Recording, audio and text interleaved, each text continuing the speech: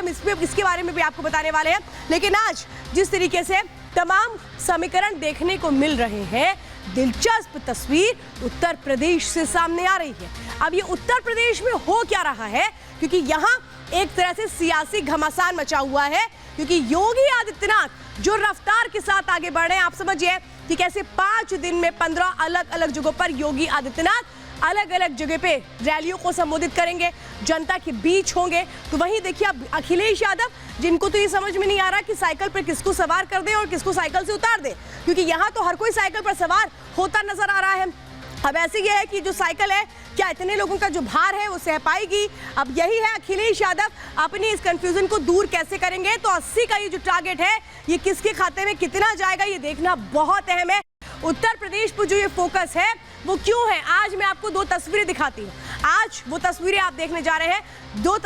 इन दो तस्वीरों के जरिए बयां हो जाएगा कि उत्तर प्रदेश में जो राजनीति है वो कैसे आगे बढ़ रही है। योगी आदित्यनाथ को आप देख रहे हैं, योगी आदित्यनाथ जो अपने प्रचंड अभियान पर कैसे आगे बढ़ रहे हैं। मथुरा में आज हो गए, भगवान श्री कृष्ण का आशीर्वाद उन्होंने लिया और भगवान श्री कृष्ण की नगरी से ललकार भी दिया कि आखिर किस तरह से योगी आदित्यनाथ जब संकल्पबद्ध है तो उस संकल्प को पूरा किए बिना रुकने वाले नहीं है। अब यहाँ आ जाइए दूसरा, ये समाजवादी पार्टी जो है इसके अंदर कलेश मचा हुआ है और समाजवादी पार्टी में जो अखिलेश यादव है, अब क्या इनके हाथ से चीजें निकलती हुई नजर आ रही हैं, या फिर कहें कि आजम खान की वो दबाव की राजनीति है जो यहाँ काम करती नजर आ रही है, ठीक उस तरह से जब वो मुलायम सिंह के वक्त में दबाव की राजनीति करते थे और अपने मनपसंद कैंडिडेट को ही रामपुर से उतारते थे। क्या अब अखिलेश यादव के साथ भी वही स्ट्रैटेजी अपनाते नजर आ रहे हैं? तो क्या अखिलेश यादव अब दबाव में आ जाएंगे आजम खान के? फिलहाल अब देखना ये समाजवादी पार्टी क्या करती है। लेकिन इस बीच आपको बताते हैं योगी आदित्यनाथ किस तरह से आगे बढ़ रहे हैं, जो तैयारी है वो कैसे है, क्योंकि बिल्कुल क्लियर है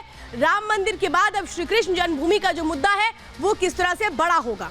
रामलला की प्राण प्रतिष्ठा से पहले ही इंडी गठबंधन को झटका लगा है, क्योंकि वो कह रहे हैं कि इससे जो बीजेपी है उसको जबरदस्त माइलेज मिलेगा चुनावों में।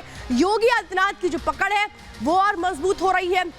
तो 80 में 80 सीटों के मिशन को हर दिन धार देने के लिए योगी आदित्यनाथ कैसे आगे बढ़ रहे हैं, मथुरा, काशी, अयोध्या सबको आगे लेकर के कैसे आगे बढ़ना है, वो तस्वीर अलग अलग हमें देखने को मिल रही है। तो अखिलेश यादव किस तरह से बीजेपी की राह आसान करते नजर आ रहे हैं, क्योंकि उनकी पार्टी के अंदर घमासान मचा हुआ है, और कैसे जो बीजेपी है वो अपनी रणनीति के तहत आगे बढ़ रही है। योगी आदित्यनाथ इसका जिक्र भी किया कि राम मंदिर में जिस तरह से प्राण प्रतिष्ठा हुई है, उससे पहले कि आप लोग कभी होली खेल पाते थे, कहा क्या योगी आदित्यनाथ ने, सुनिए जरा।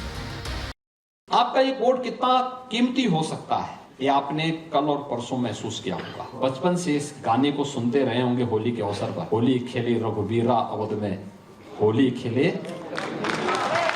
सुनते रहे होंगे ना। लेकिन क्या सचमुच पिछले 500 वर्षों से रामलला ने होली खेली थी क्या अवध में? आपके एक वोट ने वो साबित कर दिया कि नहीं, रामलला अपने अवध में होली खेली।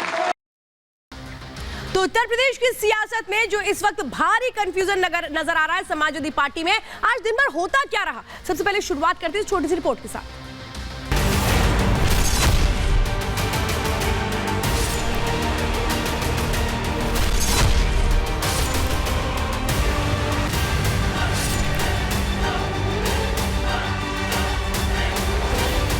यादव जी, आजम खान साहब, ये सब हमारे नेता, कुछ सोच समझ के उन्होंने कोई ऐसा कदम उठाया होगा। मैंने समाजवादी पार्टी गठबंधन से नॉमिनेशन। जब चुनाव आता है समाजवादी पार्टी की सिरपुटव्वल हमेशा सतह पर दिखती है। जनता समाजवादी के साथ खड़ी हुई है, आजम खान साहब के साथ खड़ी हुई है, इसके अलावा कुछ सोचने की जरूरत ही नहीं। अपने वतन अजीज रामपुर की सरजमीन से मोहब्बत का पैगाम लेकर आया हूँ। अखिलेश यादव ने समाजवादी पार्टी पर अपनी पकड़ खो दी है। कोई फूट नहीं होगी। माननीय राष्ट्रीय अध्यक्ष जी बात कर रहे हैं और बात करके अभी सर्वमान्य हल निकल आएगा। वही तो सर्वे सर्वा है, वो जिसे टिकट देंगे वो लड़ेगा। हमारे साथी कार्यकर्ता कह रहे हैं कि सब सामान्य हैं। राष्ट्रीय सोशलिस्ट समाज पार्टी अलग से किसी अलायंस की आवश्यकता है ही नहीं। तो अखिलेश यादव जो कॉन्फिडेंट नजर आ रहे थे उम्मीदवारों को लेकर के, लेकिन यहां पर कैसे अभी कंफ्यूजन में नजर आ रहे हैं। वो 2 सीटें जिस पर इस वक्त पेश फंसता नजर आ रहा है, अखिलेश यादव की टेंशन बढ़ चुकी है। हम बात सबसे पहले जरा मुरादाबाद सीट की कर लेते हैं। ये 2 चेहरे आप देख रहे हैं, जिसमें एसटी हसन है जो मौजूदा सांसद है, लेकिन कैसे नई पारी की शुरुआत में है रुचि वीरा जो आजम खान की करीबी बताई जाती हैं, इन्होंने भी नामांकन कर दिया है और एसटी हसन ने भी नामांकन कर दिया है। अब सवाल तो यह है कि अखिलेश यादव करेंगे क्या, क्योंकि कल तक पूरा कशमकश चल रहा था। एसटी हसन को उम्मीदवार बना दिया गया, फिर रुचि वीरा को उम्मीदवार बना दिया गया, क्योंकि रुचि वीरा किसकी पसंद है? आजम खान की। आजम खान चाह रहे थे कि रुचि वीरा को आप दे दीजिए टिकट, लेकिन एसटी हसन के लिए अखिलेश यादव बैटिंग कर रहे थे। सेम चीज मिल रही है देखने को रामपुर में। रामपुर जो आजम खान का गढ़ है, यहां पर किस तरह से क्या कहें कि समाजवादी पार्टी की लड़ाई समाजवादी पार्टी के अंदर ही शुरू हो जाएगी, क्योंकि ये जो दो चेहरे आप देख रहे हैं, इसकी पीछे की अब स्थितियां समझिए। क्योंकि रामपुर में आजम खान चाहते थे कि अखिलेश लड़े, लेकिन ऐसा हो नहीं पाया। अब इसके बाद क्या हुआ? इसके बाद यह हुआ कि यहां पर मोहिबुल्ला नकवी को उतार दिया गया अखिलेश यादव की ओर से चुनावी मैदान में। अब आगे का क्या हुआ समीकरण? इससे आजम खान नाराज है। आजम खान ने अपने करीबी आसिम राजा को उतार दिया, जिन्होंने अपना नामांकन भर दिया है, नामांकन खरीद करके। अब इसीलिए मैं कह रही हूं कि क्या रामपुर सीट पे जो घमासान है वो आपस में ही शुरू हो जाएगा, नुकसान हो जाएगा, होगा क्या ये देखना बेहद अहम हो जाता है।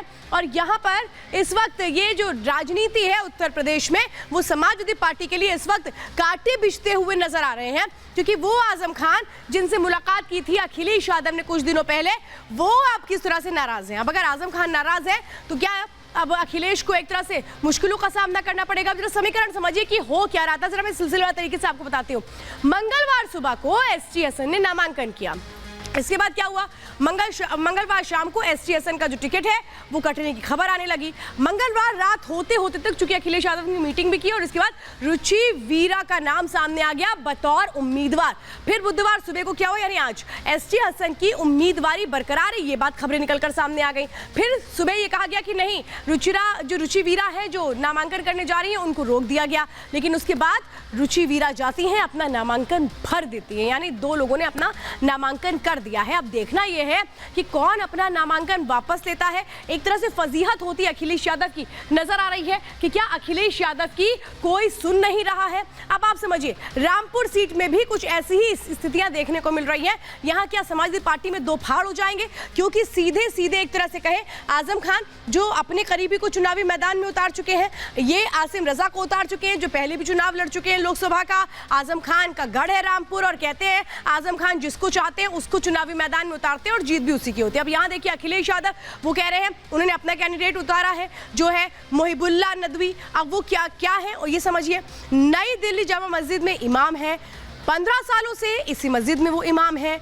और मोहिबुल्ला मूल रूप से रामपुर के रहने वाला है। इसीलिए मैं कह रही हूँ कि क्या अब लड़ाई अखिलेश वर्सेस आजम खान की होने वाली है। उत्तर प्रदेश में फिलहाल जो तस्वीरें देखने को मिल रही हैं, क्या समाजवादी पार्टी में टूट हो जाएगी और इसका फायदा क्या बीजेपी उठा लेगी?